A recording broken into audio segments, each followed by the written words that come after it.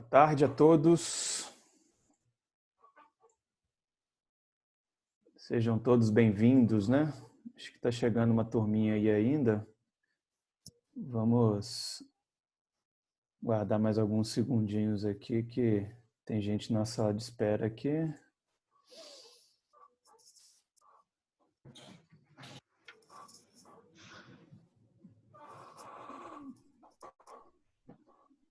Boa tarde, Carol, Vladimir. Estou vendo aqui já alguns nomes conhecidos aqui. Jarbas, sejam todos bem-vindos.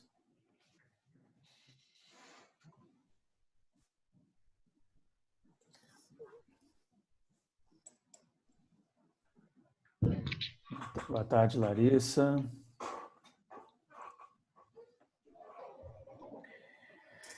Pessoal, então vamos dar início aqui falando, já combinando, já fazendo a apresentação de quem vai compor essa mesa redonda virtual, né?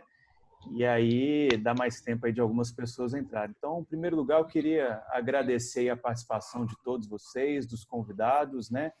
Nosso meetup aí que falaremos do futuro dos negócios para o setor de saúde, né? Eu queria aproveitar e apresentar as três pessoas que vão compor aqui comigo essa mesa redonda virtual para o bate-papo, né? Então, apresentar inicialmente aqui o Ronaldo Berens, né? Sócio da ABC Consult, consultor advogado aí, especialista em dinheiro da saúde, né? Doutor pela Universidade de Lille, especializando aí em experiência do paciente e cuidado centrado nas pessoas pelo Sírio-Libanês. Boa tarde, Ronaldo, tudo bom? Boa tarde, gostei do que você falou, que eu sou especializado em dinheiro da saúde, que é o que falta, né? Direito da saúde. Mas vai no dinheiro que está melhor, as vibrações são mais positivas. Boa tarde a todo mundo, gente. Vai que atrai, né? E queria também dar as boas-vindas aí, uma boa tarde para o Guilherme Licarião, médico cirurgião geral intensivista, coordenador aí do setor de governança clínica do Complexo Hospitalar São Francisco. Também é coordenador aí da especialização em gestão do negócio da saúde e trilhas da gestão de saúde pela Dom Cabral, fundador aí de startup, AVI Saúde, Liave. Boa tarde, Guilherme, tudo bom? Boa tarde, Matheus. Boa tarde, Ronaldo. Boa tarde, Gustavo. Boa tarde a todos. É um prazer estar aqui com vocês hoje para a gente poder fazer essa discussão que está sendo proposta. Eu acho que vai ser extremamente interessante. Beleza. E também dar as boas-vindas aí para o Gustavo Sobrinho, diretor de consultoria aqui da Amor, nosso colega aqui da Amor. Boa tarde, Gustavo. Boa tarde. Boa tarde, pessoal. Sejam bem-vindos. Esperamos um bom bate-papo aí, que todo mundo saia com boas novas ideias e novas perspectivas aí. Maravilha. Eu sou o Matheus Bernardes, sou gerente de consultoria da Amor, componho aí o time do Gustavo aí. É um prazer aí fazer essa moderação aí, conduzir esse bate-papo com vocês. Pessoal, como é que vai ser a dinâmica desse momento de hoje, né? A expectativa é um momento de 60 minutos, assim, até para respeitar a disponibilidade de vocês, onde nos primeiros 2/3 desse tempo a gente vai conversar aí, tendo o Guilherme e o Ronaldo aí nesse bate-bola, nesse ping-pong. E no último 1/3, digamos assim, eu convido o Gustavo para dar uma visão mais prática aí da construção de cenários, de projeções financeiras, de modelos de negócio, quando a gente fala aí para o setor da saúde. Nós estamos usando a ferramenta aqui do Zoom, uma ferramenta aí que a maioria de vocês já conhece. Eu queria dar 2 avisos. O primeiro deles é que a gente quer pedir aí permissão para vocês para gravar esse meetup, até porque a gente tem a boa prática de enviar para vocês essa gravação no pós-evento. E o segundo lembrete que eu queria comentar com vocês é com relação ao chat. A gente está monitorando o chat, a gente tem uma equipe de back-office aí, comandada pela Patrícia, que também pode recolher perguntas no chat e trazer aqui para a gente colocar na mesa, aqui na mesa redonda. tá bom? Então, é bem simples, a ferramenta, a gente consegue monitorar aqui o chat. Então, vamos lá, assim, né? O tema, eu estava conversando um pouquinho antes com o Ronaldo e com o Guilherme, né? O tema é extremamente inspirador e atual, né? Assim, a tentação é da gente ter aí um momento muito mais longo para bater um papo. E se tem um setor que nunca mais será o mesmo, né? Esse setor da saúde, né? O tão falado aí novo normal, né? Pandemia, né? Acelerou mudanças que já estavam aí já batendo na porta de muitos de nós, né? Trouxe para o game aí novos modelos de negócio, também por debaixo disso novas tecnologias também, né? E eu queria começar fazendo uma provocação aí para o Ronaldo. Ronaldo, assim, eu falei de acelerar mudanças, né? A pandemia trouxe essa questão de acelerar mudanças, assim. Como é que se enxerga essa questão aí no modelo ágil, né? O modelo mental ágil nas empresas aí ao longo da cadeia de saúde? Como que isso pode, por exemplo, impactar até ciclos de estratégia dessas empresas?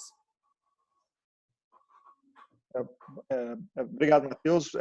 Primeiro, só fazer um agradecimento à Amur, a Patrícia, o Marquinhos também estão assistindo. Agradecer a vocês, o trabalho que a Amur faz eu conheço.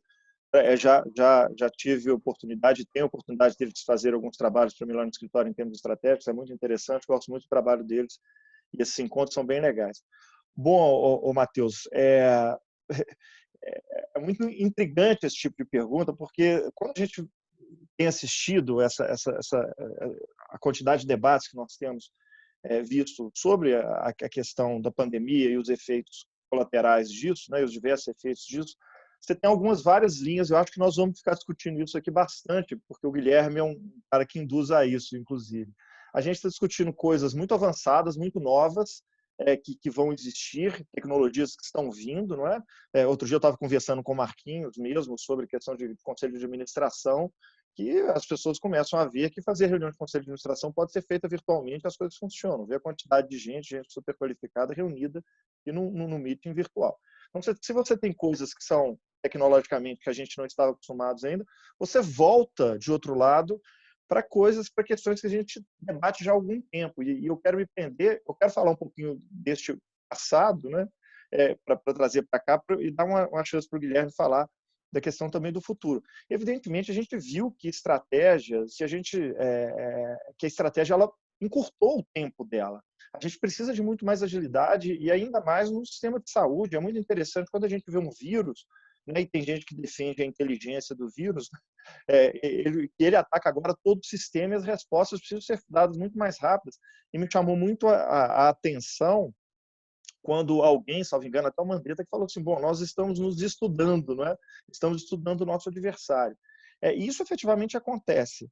O que me desperta muita curiosidade, me instiga bastante intelectualmente, e eu quero estar presente nesse mercado para ver, é porque eu acho que tem dois componentes que eles vinham sendo pouco valorizados, um deles completamente menosprezado e outro pouco valorizado na área da saúde, e que eles tomam uma vivacidade enorme agora. Em primeiro, que é o objeto do meu estudo, o doutorado que eu fiz lá na França foi para isso, foi para estudar a relação médico-paciente, que é a voz do paciente. Isso sempre foi um recurso completamente subjugado, dado pouca importância. E agora, em Minas, por exemplo, nós só estamos conseguindo o que nós estamos conseguindo em termos de achatamento da curva, porque os pacientes estão participando, os potenciais pacientes estão participando. Então, mais do que nunca, eu vi outro dia um artigo francês falando disso, né, que mais do que nunca nós que sempre desprezamos a voz do paciente, estamos precisando mais do que nunca contar com o paciente para poder achatar a curva e fazer outras coisas. Então, uma primeira coisa que eu quero ver neste novo mundo, não é? Neste novo normal, como você falou aí, é exatamente como que como que nós vamos lidar com este engajamento e talvez até empoderamento do paciente que está acontecendo agora. E tem muitos desafios para acontecer. Em primeiro lugar, é isso. Em segundo lugar, é a própria questão do colaborador, das pessoas do sistema de saúde. Se a gente admitia sistematicamente uma relação muito volúvel com eles, ou seja, nós admitíamos que o enfermeiro trabalhasse em 3, 4 instituições diferentes, médico, idem, etc., e eu quero provocar o Guilherme nisso, para responder agilmente às estratégias, a gente precisa de ter um relacionamento um pouco menos efêmero com essas pessoas. A gente precisa de ter um relacionamento um pouco mais próximo, porque basicamente você consegue montar uma estratégia a partir do momento que você tem uma apropriação da cultura, que você forma uma cultura e um DNA da própria empresa, da própria instituição hospitalar. E no caso que nós estamos falando aqui, da instituição de saúde. Então nós vamos ter efetivamente que mudar o nosso olhar e mudar a perspectiva de debate sobre essa questão do colaborador, das pessoas que trabalham, né, neste mercado de saúde. Porque para a gente responder agilmente, nós vamos precisar de mudar as bases do nosso relacionamento com ele. Passa a bola para você, Guilherme, para você completar um pouco essa pergunta aí. Uma das coisas que a gente está claramente aprendendo com essa pandemia do Covid é que as coisas mudam numa velocidade e que a gente, de certa forma, não está preparado para essa mudança tão rápida, né?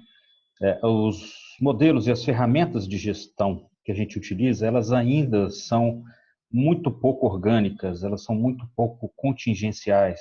A gente ainda trabalha muito naquele formato de linha de produção que a saúde herdou da indústria, né? Então, a forma de gestão realmente que seria pensada para a saúde, isso, se a gente procurar autores, né, que falam a respeito, como, por exemplo, o Mintzberg, onde que para a saúde o melhor seria uma construção orgânica contingencial, né? O Covid está nos mostrando exatamente isso, né? Que ele está validando toda a parte teórica e já prática do Mintzberg, né? Então, que realmente temos que ter mais agilidade, temos que ter mais flexibilidade, né? E temos que ter mais adaptação às mudanças. O que eu quero dizer com isso, né? Desses ciclos de construções que a gente faz, de estratégia, muitas vezes longos, com revisões periódicas, né? É uma questão quase engessada mesmo. Como se você não pudesse sair daquela trilha que foi construída, né? Aquele BSC que fica pregado na parede, você segue religiosamente aquilo ali, isso está caindo por terra. Tá? Esse tipo de construção ele já não mais sustenta o mundo que a gente está entrando agora. Então, a gente precisou de uma pandemia, né, para mostrar que a saúde tem que ter cara de saúde, não tem que ter cara de indústria, né? Então, é o que está acontecendo hoje. Eu acho que a maior lição que a gente está aprendendo é que a estratégia na saúde tem que ser revista, né? Bom, se a gente for partir para outro pilar teórico de discussão, que eu acho extremamente interessante, se a gente for pegar o modelo de sustentabilidade do Quadruple Aim do IHI, né? O Ronaldo já citou aqui que nós temos 2 pilares fundamentais desse modelo, que é baseado na gestão de custos, na gestão clínica, na gestão da experiência do profissional e da experiência do paciente, né? Então, você vê que realmente essa construção que até então as pessoas não conseguiam enxergá-la no nosso dia a dia, ela está se tornando mais palpável, né, nesse sentido, nessa mudança que está acontecendo, onde o profissional que até então estava achatado, né, comprimido entre a estratégia e a operação e a dificuldade da operação e tudo que ele tem que fazer, que não é cuidar do paciente, né? A gente sabe principalmente que nessas questões que estão inseridas em certificações e acreditações, tem-se um papel a ser cumprido, né? E muitas vezes o cuidado ficava relegado em detrimento do que deveria ser cumprido ou do que deveria ser mostrado, né? E o que o Covid está mostrando é que realmente o profissional ele tem que ter tempo para o cuidar, ele tem que ter tempo para o fazer. Então, como eu estou na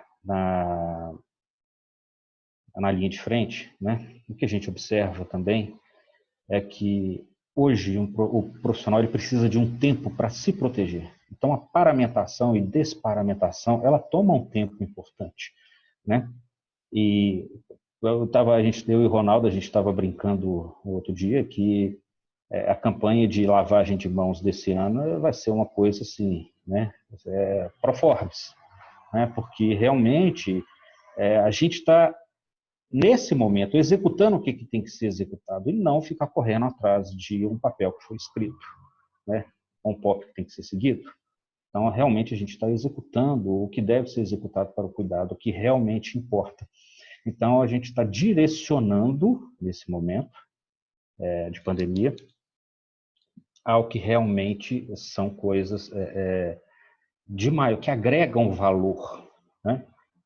Tanto ao cuidado do paciente quanto ao cuidado do profissional. Eu acredito que essa fecha bem a questão do que é a construção da estratégia hoje, né?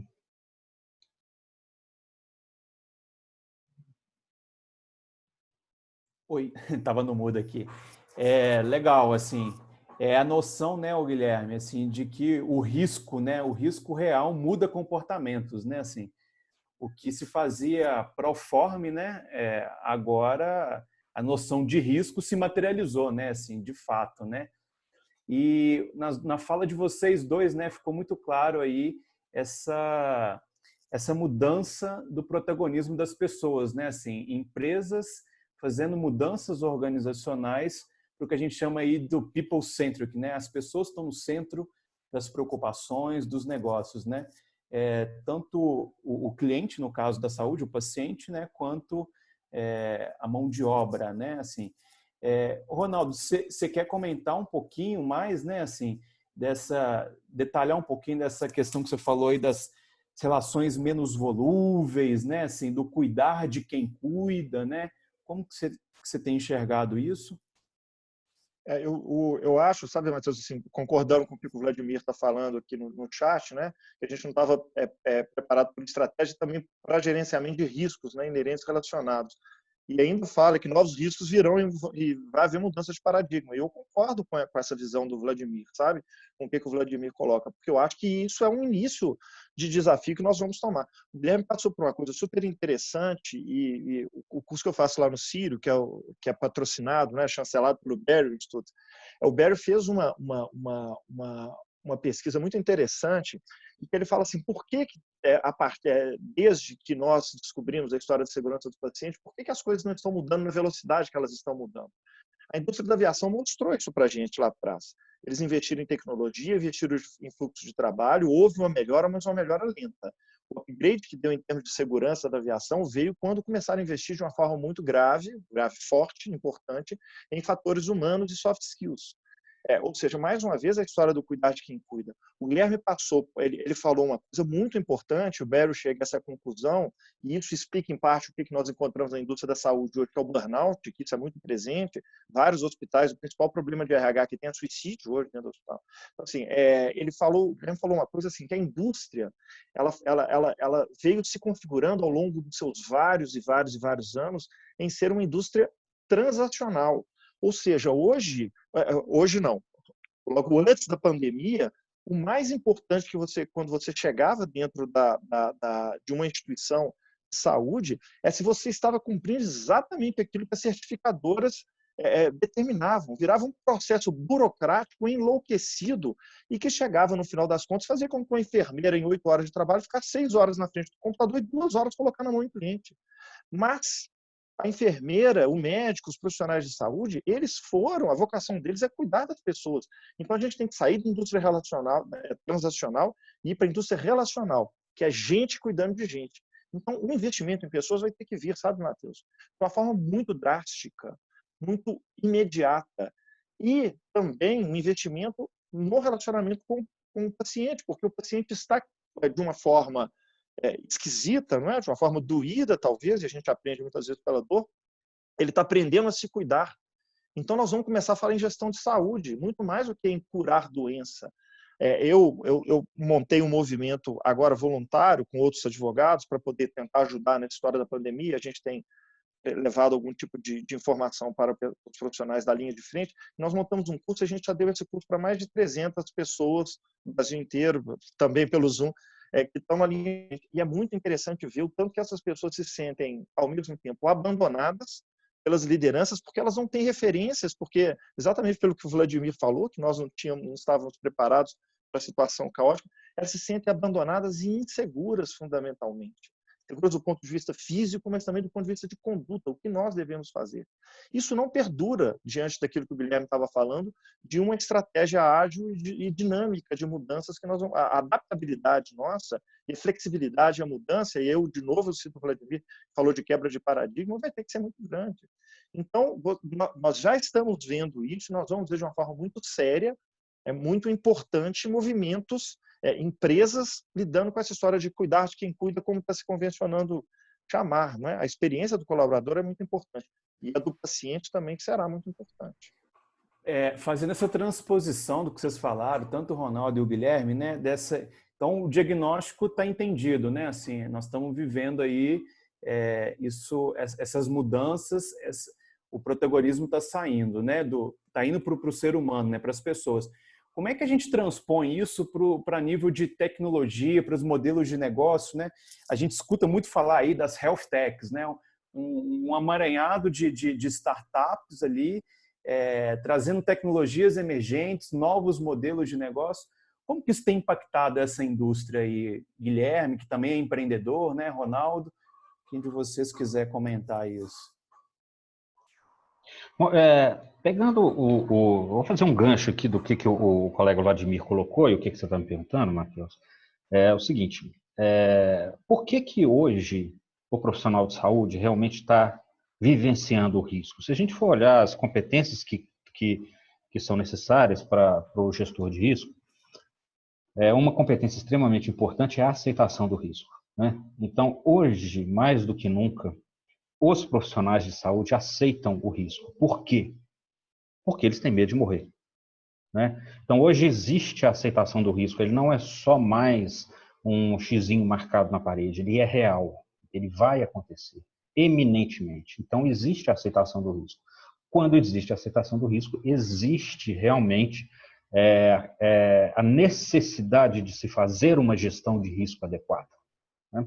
Então, realmente, uma das coisas que a gente espera que mude com isso tudo é essa questão das competências frente ao risco, que é uma das coisas que a gente tem visto mudar nesse cenário, né? Bom, da mesma forma, a gente tem aceitado sob uma perspectiva mais tranquila, as limitações que nós temos em executar nossas tarefas, né? Entendendo essas limitações, a gente começa a procurar ferramentas que nos auxiliem nessas limitações. Então, o que a gente tem visto com a entrada das health techs no mercado são N possibilidades, N insights de ajuda aos profissionais de saúde para executarem suas funções, né? Vale a pena a gente citar, por exemplo, a telemedicina, que estava até então andando de maneira extremamente devagar e que a pandemia mostrou que ela é necessária. Não tem como discutir isso, né? Agora, em que nível que vai ser feito, em que profundidade, são ajustes, mas que facilitou a vida de todos, isso não tem a menor dúvida. Trouxe a uma segurança muito grande, um patamar de segurança, tanto para o profissional de saúde quanto para o próprio paciente, né? Com relação a diagnósticos, não sei se vocês têm acompanhado, né? Hoje nós temos pelo menos 4 ou 5 grandes iniciativas com a utilização de inteligência artificial para diagnóstico de COVID, né? Então, a inteligência artificial ela ganha também um corpo muito grande na medida que ela faz com uma velocidade muito maior que a nossa, né? Determinadas ações, né? Determinadas mecanizações que para a gente são lentas e factíveis de erro, né? A inteligência faz isso de uma forma muito mais rápida, muito mais segura, né? A internet das coisas também tem entrado de uma forma muito importante, reunindo todas essas questões que a gente está falando. Não sei se vocês repararam, semana passada foi colocado em ação um robozinho para fazer diagnóstico por chat. É um chatbot que faz diagnóstico de Covid, que também ajuda.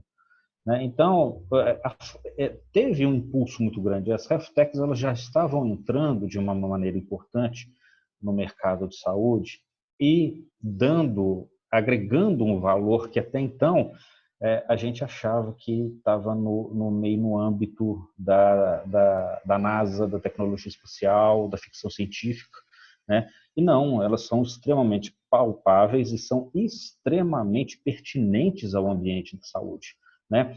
As plataformas de suporte à decisão clínica, também baseadas em inteligência artificial, em deep learning, né? Em machine learning, todas elas também ajudam o profissional de saúde a fazer a sua decisão clínica com o melhor dado, né?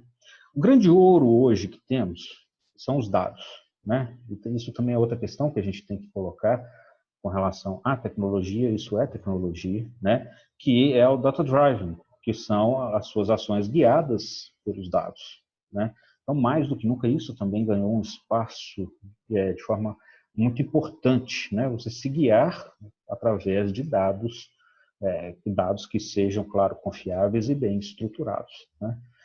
Então, basicamente, a entrada dessas novas tecnologias de comunicação, de interação, de interface, de apoio à tomada de decisão, de apoio à seleção de dados e à pré-análise de dados, tá? Que é uma outra questão extremamente importante. Veja, você gastar tempo fazendo uma análise mais complexa, você gaste o tempo tomando a ação que você precisa, baseado numa pré-análise. Então, são essas as questões que eu acho que estão chegando de forma extremamente importante. Por exemplo, a China fez um enorme trabalho de inteligência artificial para mapeamento e para validação do PCR do COVID. Do né? Covid. Exatamente. Então, assim, são ações que hoje ganham um espaço que até então, se você fosse fazer de via humana, ia demorar semanas, coisa que levou, acho que, 3 dias, se eu não me engano. Então, eu acho que essa é a grande contribuição e são, por exemplo, eu quero ver agora alguém tirar a telemedicina. Né? Um caminho sem acho volta, né? Exatamente. Felipe até comenta aqui no chat, né, que até nos setores aí debaixo do guarda-chuva da saúde, né, fonoaudiologia, né, que não era liberada até pelo conselho, era um tabu e agora já é possível até regular aparelhos auditivos à distância, né? Matheus, Aproveitando o chat aqui, é uma pergunta do Marcelo. É essa que você quer comentar, eu queria comentar exatamente sobre essa. Porque o Marcelo ele traz uma coisa interessante. Ele fala assim, é bom, ok, mas não é só o hospital, né? Nós temos também os profissionais liberais, etc., que estão nesse mercado e como que eles podem atingir um nível de eficiência maior. Eu queria comentar, porque o Guilherme fala um negócio muito interessante, que quando você observa todos os mercados, o meu, que é o mercado jurídico, isso aconteceu também, a democratização da informação e a democratização do acesso a isso, e a Health Tech traz de um lado isso, ela possibilita que um player de menor massa muscular conviva com um player de maior massa muscular, ou seja, dá oportunidades para aquelas pessoas, como o Marcelo Tectoli, que estão dentro dos seus gabinetes de trabalho, etc. Então, assim, acho que a democratização da informação traz isso, Marcelo, mas, evidentemente, essas pessoas vão precisar de procurar o conhecimento e acho que tem um dado novo que eu gostaria de falar. O Vladimir fala sobre LGPD aqui, eu quero falar um pouco sobre a questão do compliance também. Evidentemente, todos nós vamos sair dessa pandemia um pouco mais atentos às questões, eu vou abranger o máximo que eu consigo, às questões éticas. Nós vamos ter que ter uma atenção muito grande nisso.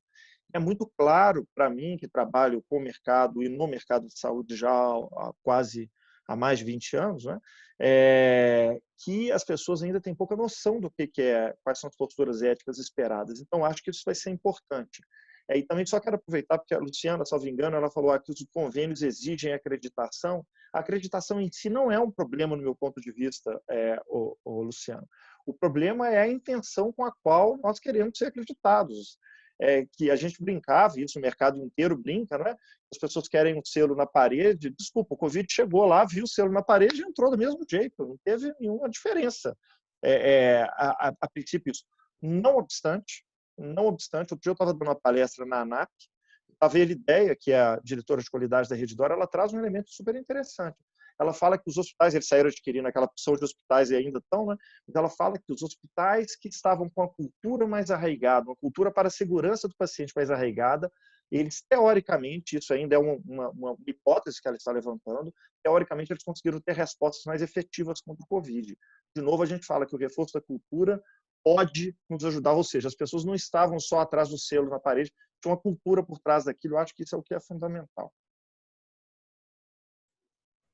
Excelente. O Vladimir está aqui, está reforçando, né? Assim, é exatamente isso, né? Compliance não é só formalização, né? Mas materialização ali de tudo aquilo ali que você escreveu nos documentos, né? No Proform, né? E Lorena está falando sobre telesaúde aqui, eu concordo com o Guilherme. Eu também desafio a tirarem a história da telemedicina agora. A telesaúde, né? Vamos falar de uma forma mais ampla. O desafio. Acabou aquela história que isso é limitante de relação médico-paciente, porque as relações elas estão super-humanas nessa época de virtualidades, não é? O desafio é a indústria se adequar nisso no seguinte sentido, né? Hoje eu tive uma reunião com um cliente do setor que já tem aplicado já algumas práticas de telesaúde, né? Ele não está nem chamando de telemedicina, mas é teleorientação, né? Mas o convênio não está reconhecendo isso, né? E aí o caminho é tão sem volta para ele que ele falou assim, Matheus, em questões estratégicas, a gente vai continuar fazendo isso, mesmo que lá na frente o convênio não reconheça isso como a minha oferta, mas eu estou agregando valor no cuidado completo do paciente, né? Uma visão muito mais expandida do negócio, né? Guilherme, que está na linha de frente aí, né? Médico, né? Como é que você tem percebido assim, essa relação até com as fontes pagadoras, esse modelo de remuneração entre os elos da cadeia? Eu ia até pedir para puxar um pouco para esse lado agora, né? Eu estou vendo no chat aqui o pessoal falando da questão da aceitação do convênio e tal. Bom, o que acontece? Os convênios, em dado momento, né, que são outra parte da cadeia de valor da saúde, eles vão ter que se adequar a algumas questões, né? Por causa do que emerge no momento que a gente está vivendo.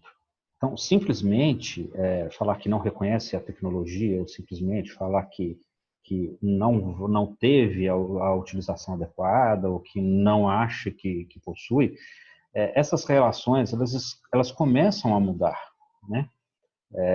Existem exigências que eles vão ter que realmente se adaptar com relação à velocidade. Essa mesma velocidade que é cobrada nos hospitais, na linha de frente, né? Ela também vai ter que passar pela adaptação dos convênios. Os convênios vão ter que se adaptar a essa maneira. E o que acontece? Isso só reforça essa cultura e a forma de pagamento que a gente vive hoje, o fee-for-service, né? Mais do que nunca, ele se demonstra como um pagador de ineficácia, né? Então, hoje, o fee-for-service, o que ele faz em detrimento da boa conduta, o paciente, quanto mais o paciente complicar, melhor para a fonte recebedora, né? Então, isso vai ter que mudar. Por quê?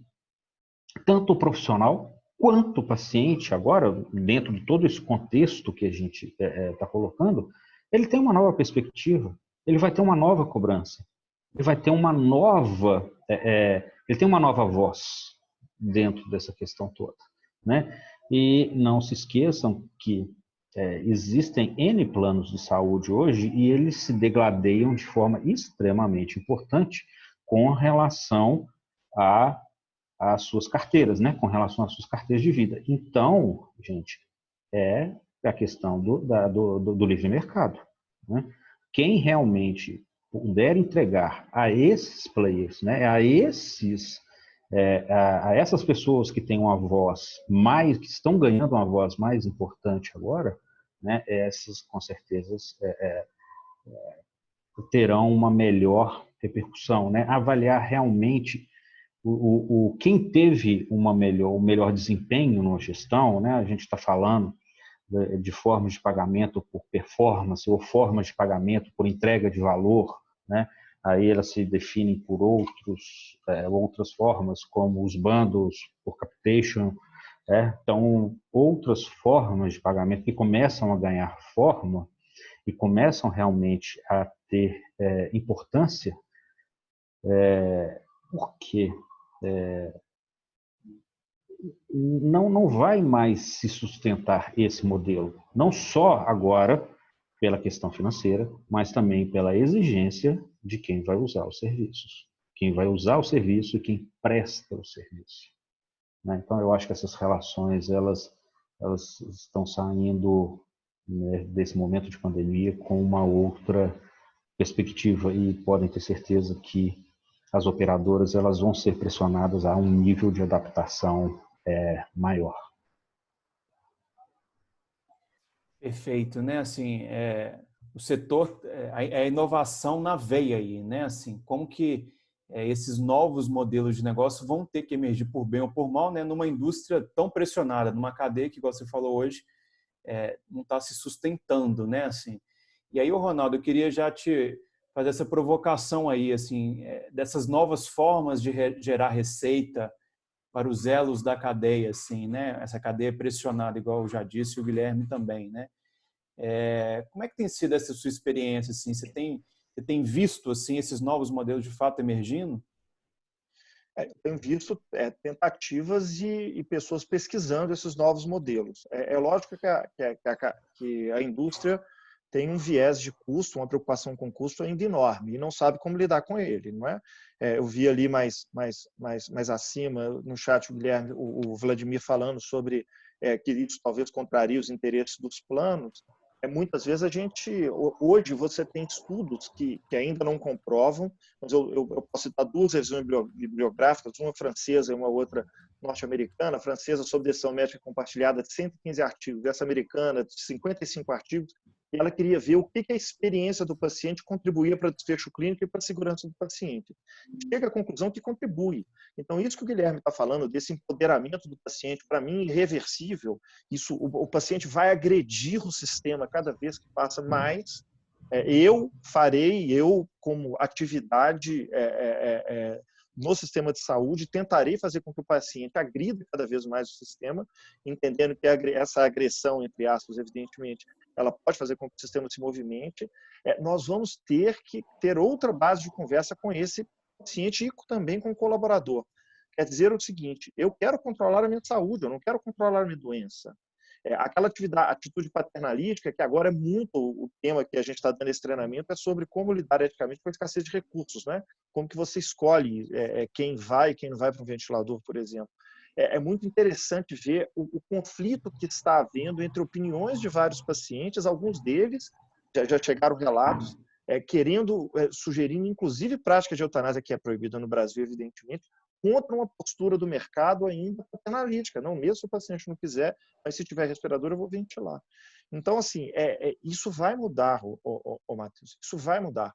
Pouco a pouco, mas vai mudar. A história de pagar 70 reais, e desculpa, o exagero de falar isso é só para poder destacar. Uma consulta médica é impossível, porque com 70 reais o médico não pode ouvir a minha biografia, ele vai ouvir a minha biologia, ele vai ouvir o que em mim está doendo, o que está falhando. Ele não vai ouvir quais são os meus valores. Isso vai mudar, porque eu vou querer ir para um camarada para pagar mais, e vou exigir que o plano pague mais para que ele me ajude a controlar e gerenciar a minha saúde. Então, essas coisas vão acontecer. A gente já tem indícios de que isso, de antes, inclusive, da pandemia, de que isso traz, os cuidados paliativos, por exemplo, economiza dinheiro para operadores de plano de saúde. Isso já foi comprovado.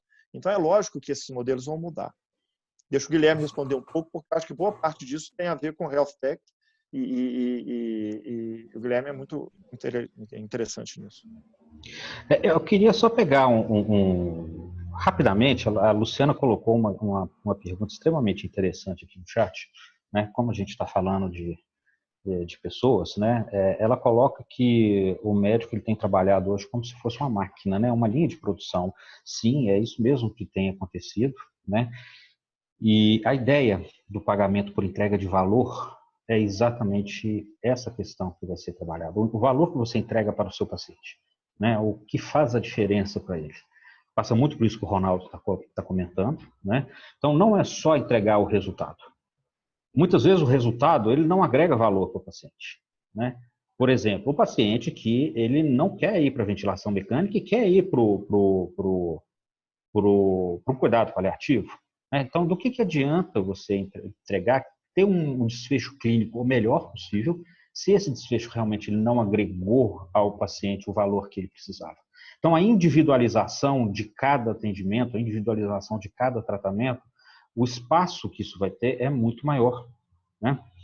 E exatamente na questão da individualização, vamos pegar por essa perspectiva, as tecnologias nos ajudam de forma extremamente importante, na medida que, por exemplo, você tem um dado, né, e realmente a LGPD ela vai ter que entrar de forma muito pesada na questão da guarda do dado, do uso do dado, né, de qual dado é liberado ou não, pela sensibilidade dos dados, conforme o Vladimir realmente colocou. Esses dados vão nos ajudar a personalizar os atendimentos. Personalizar, por exemplo, os riscos que cada paciente tem. A gente sabe que os riscos não são os mesmos para os pacientes. Não adianta a gente tentar aplicar uma matriz para todo paciente, porque não é assim que funciona. Cada paciente tem a sua matriz própria de riscos, né? Da mesma forma, cada paciente tem a sua necessidade específica, né? E tem o seu tratamento específico. Então, a utilização dos dados para a construção de um atendimento individualizado, através de ferramentas facilitadoras como a inteligência artificial, como a telesaúde, né, num atendimento a hora que for necessário. Só para colocar um exemplo, imagine você tendo uma coisa que ela não é muito longe disso, nós não estamos muito longe disso, tá? Já existem projetos do que eu vou contar para vocês acontecendo, onde você tem uma central de monitoramento de uma carta de pacientes, né? Essa central de monitoramento, isso, claro, não é aqui do Brasil, é fora. Essa central, ela tem, cada paciente é monitorizado através de um wearable, né? Um reloginho que mede, tipo da Apple, que mede os dados vitais do paciente, onde o paciente, através de um aplicativo, se comunica com essa central de monitoramento. A central de monitorização é baseada na inteligência artificial que analisa os dados que estão chegando, né, e direciona o paciente com uma determinada queixa para uma consulta online, a hora que ele precisa. Isso, gente, é agregar valor. Isso é entregar para ele o que ele precisa, né? A gente entrega não o que ele precisa, mas o que a gente precisa. Essa é a mudança principal que vai ter. O sistema não mais vai entregar o que ele precisa, mas o que o paciente precisa. Essa vai ser a principal cobrança. E as health techs e as tecnologias que estão entrando, elas estão entrando para facilitar e possibilitar finalmente essa entrega. Ótimo. E aí isso até conversa com o que algumas pessoas têm falado aqui no chat, né? Que isso vai trazer um conflito de interesse em algum momento, né? Assim, o que é melhor para o hospital, o que é melhor para o médico, o que é melhor para o paciente, né? Então, de fato aí um paradigma para ser superado, né? Surgiu um outro comentário aqui também, né? Que vale falar, né? Até do Marcos, né? O Marcos lembra a gente aqui que está no livro do Mintz, do Porter, né? Do Repensando a Saúde, né? Ele fala dessa mudança de foco, né? Assim, a gente está saindo do foco do procedimento para o foco na gestão da saúde, né? Só que ele é um tanto quanto inconclusivo quando chega na parte de monetizar isso, né? Beleza, assim, hoje a gente sabe monetizar no fee for service, né? Quando a gente passa para a gestão da saúde, né? A conclusão ali, né? A gestão do desfecho, né? Assim, como monetizar isso, né? É o desafio aí para toda a indústria, né? Se reinventar e superar aí os paradigmas, né? Bom, eu queria já dar a palavra aí para o Ronaldo ou para o Guilherme, se quiserem fazer alguma amarração, algum fechamento, para a gente trazer o Gustavo aqui para dar um olhar de um especialista de finanças, como que todas essas coisas que a gente tem conversado aqui desdobra na prática de uma empresa que tem que tomar decisões, de um gestor que tem que lidar com isso, vendo aí a sustentabilidade do seu negócio. Fiquem à vontade aí, Ronaldo e Guilherme, para fazerem esse fechamento aí desse momento de vocês. Eu só, mais uma vez, quero agradecer os comentários todos aí, espero que tenha podido acrescentar alguma coisa para vocês. O meu ponto final é só isso, vamos prestar atenção, porque a gente empoderar esses pacientes, eu não gosto muito da palavra empoderar, não, mas ativar esses pacientes, promover o engajamento desses pacientes e também mudar o nosso relacionamento com os profissionais da saúde. Eu acho que isso é a grande revolução que precisa acontecer. São os pontos que eu deixaria aí como destaque. Obrigado, Matheus. Um abraço para as pessoas aí. Obrigado, Ronaldo. Guilherme? Eu também queria fazer o meu fechamento, só para lembrar a todos que isso é uma provocação, pois a gente poderia ficar discutindo isso 10 dias seguidos, e a gente ainda assim não ia chegar a uma conclusão unânime em nada, né? Porque há décadas se discute principalmente as formas de remuneração. Eu gostei muito de uma pergunta que apareceu aqui, que eu acho que serve como uma reflexão mesmo para a gente enxergar o que é o nosso sistema de saúde hoje, né? Peço a todos, que se tiverem interesse, que estudem um pouquinho o modelo do NHS, o National Health Service, né? Pergunta que o Jarba fez é que o SUS seria concorrente para os convênios. Eu acho que é uma pergunta que vale uma reflexão muito mais ampla do que simplesmente o SUS ser concorrente dos convênios, né? E sobre uma outra ótica que a gente podia olhar essa pergunta, esse é um modelo correto de construção de um sistema de saúde? Né? Só para a gente refletir sobre isso. Beleza. Obrigado, então, mais uma vez aí, Ronaldo, Guilherme. Convido vocês a permanecer aí, mediante a disponibilidade. E aí já passo aí a palavra para o Gustavo, né? Fazendo essa ponte aí. Gustavo, né? Qual que é o papel aí do gestor financeiro, né? Das áreas de finanças, nesse processo todo aí? Nós falamos de decisões ágeis, né? De previsibilidade, né? Obrigado aí, Matheus. Gostaria de agradecer a todo mundo aí que participou ativamente aqui no site, no chat, né? Acho que as contribuições foram muito válidas aqui. Eu queria pegar um gancho do que o Marcelo falou aqui sobre essa questão da cadeia da saúde, que não são só hospitais, que tem microempresas, profissionais liberais, clínicas, consultórios. E isso é uma reflexão e um trabalho que a gente tem muito de um trabalho que a gente tem feito na cadeia da saúde, de algumas indústrias, clínicas, hospitais, laboratórios, que são uma experiência que a gente tem de muito tempo aqui, e trabalhando com empresas de vários portes, essa dificuldade ou essa falta de um domínio um pouco maior sobre a gestão, e não só a gestão financeira, mas a gestão como um todo. Porque acaba que o profissional, essas clínicas de maneira geral, de pequenas, médias, elas acabam sendo sociedades de profissionais de saúde que tem aquele momento de dois bonés, né? Que a gente sempre brinca com os clientes, o desafio dos dois bonés. Ao mesmo tempo que você também é um profissional que está lá na linha de frente atendendo os pacientes, você também tem que colocar o boné do gestor, do empresário, do decisor, e isso, o que a gente vê de maneira geral, independente do contexto e cada um com a sua peculiaridade, isso traz uma complexidade muito grande de quando eu estou tomando decisão como médico ou quando eu estou tomando uma decisão enquanto empresário, enquanto gestor financeiro. E aqui é um ponto que eu acho que é fundamental se cercar ou buscar o máximo de conhecimento possível sobre gestão, sobre finanças, e se cercar de pessoas qualificadas.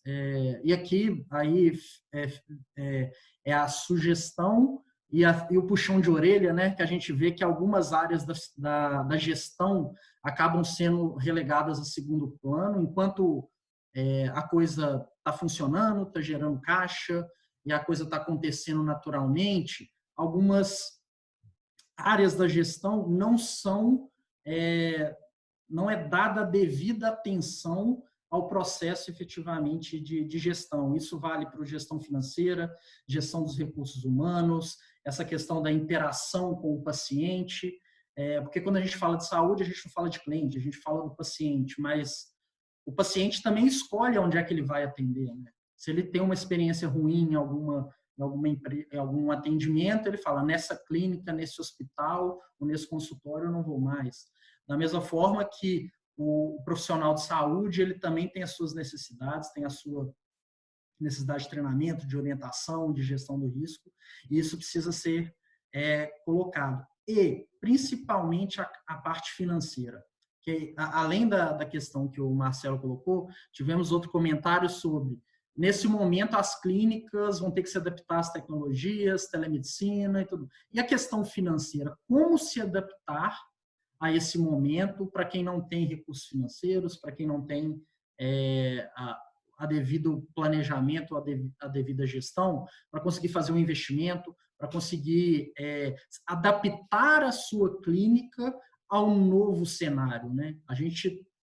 Como a gente tem clientes de saúde, tanto clínicas, já atendemos hospitais, temos também laboratórios, a gente acaba vivenciando isso no dia a dia, e a cada dia a gente vê um exemplo específico de como um planejamento e uma gestão um pouco mais ativa, proativa, com visão de futuro na medida do possível, ela é fundamental para, num momento crítico como esse, as empresas conseguirem tomar a decisão mais adequada, para no momento da retomada ou no momento do novo normal, a clínica ou o hospital terem a estrutura financeira para continuar operando e atendendo bem e gerando resultado para os sócios.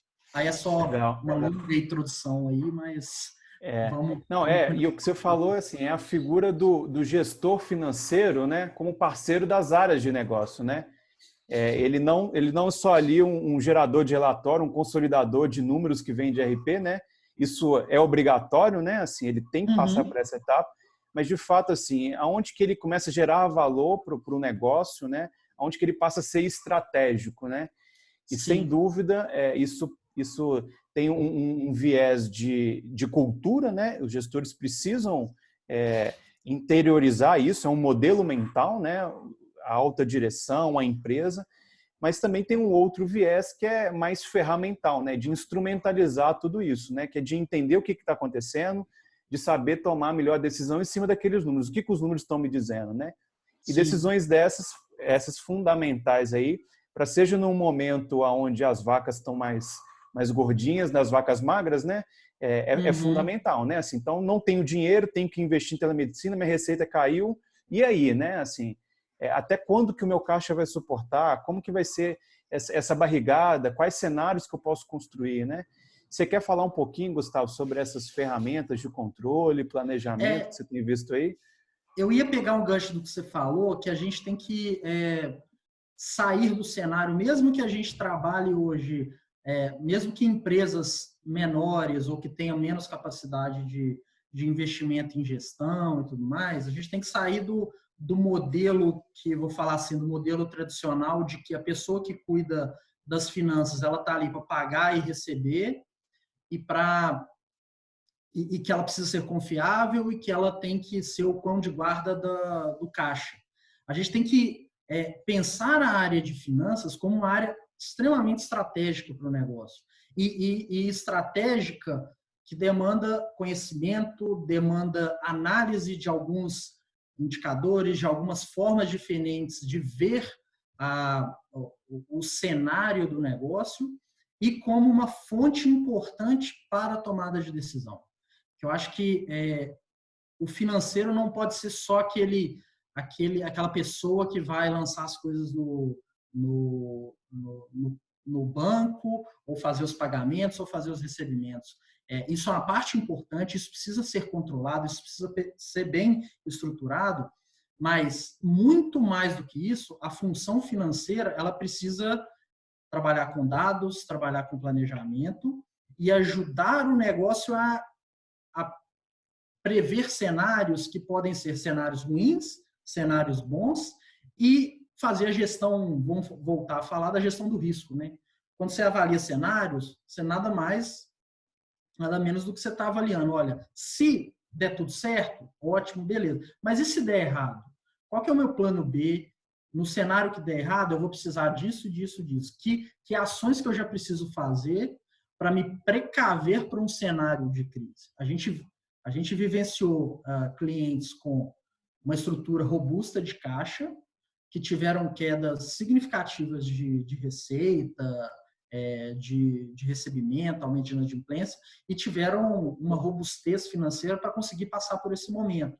Outros tiveram que usar todos os instrumentos disponibilizados pelo governo para conseguir se financiar pelos bancos e ainda precisa de mais. Então, em cada cenário, a empresa precisa tentar ao máximo antever aquilo que pode acontecer e preparar a empresa ao longo do tempo para gerenciar isso. E o que a gente tem trabalhado muito é que não basta, em alguns momentos, não vai bastar só o RP ou só uma planilha de Excel.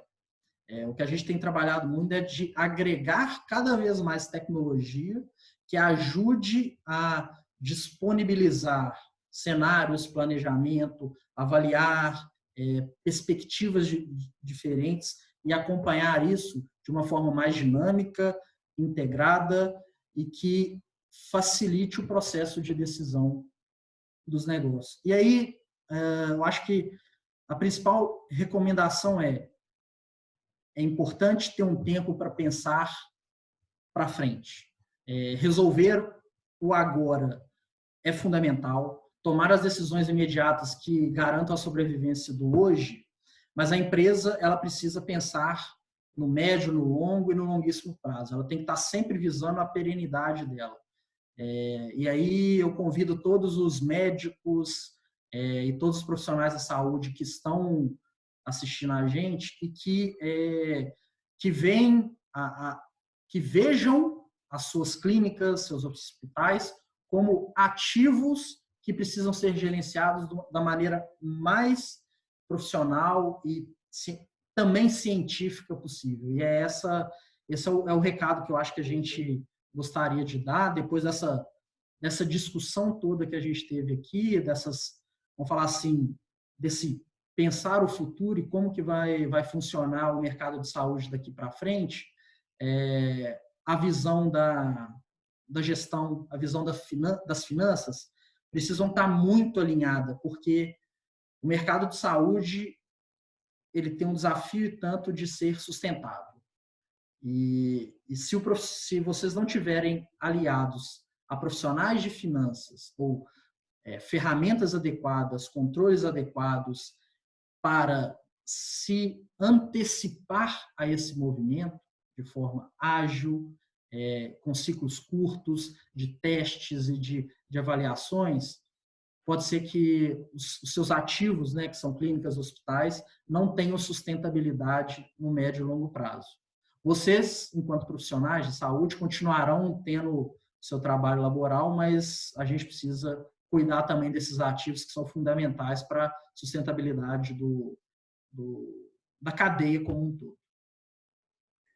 Eu saí um pouco do script aí, Matheus, mas eu acho que a discussão foi muito bacana aqui do pessoal, geraram vários insights aqui, falando de gestão ágil, lean, qual a melhor e tal. Então, quem colocou isso daí, eu acho que foi o Marcelo, de novo, a gente pode avançar nesses temas aí, que eu acho que são temas interessantes aí da nova forma de gerir.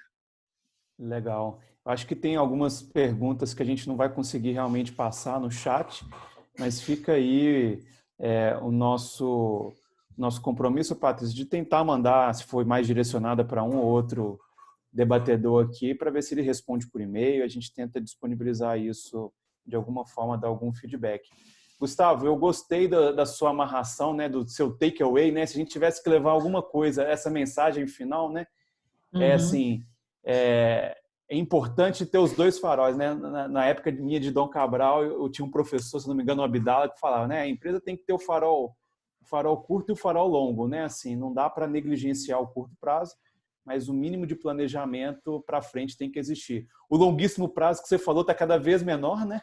Sim. Paradoxalmente, mas é profissionalização e planejamento pensando no futuro. Então, acho que foi um excelente takeaway aí para todos nós. Obrigado. Pessoal, com isso eu queria encerrar aqui esse nosso meetup britanicamente, né, 18 horas, né, 60 minutos. Queria agradecer aí mais uma vez Guilherme, Ronaldo, Gustavo, o time de back-office aí, a Patrícia. Alguns lembretes. Após a conclusão aqui desse momento, vocês vão receber aí um e-mail com uma pesquisa de satisfação. Isso é importante para nós, para melhorarmos, para sugerir novos temas. A Amor vem fazendo aí uma trilha de encontros, de bate-papos, que vão permeando esses temas que estão surgindo aí na pandemia, mas que são relevantes para outros momentos também. Então, recomendo vocês aí acompanharem e que tiverem sugestões para próximos, estamos todos aí ouvidos.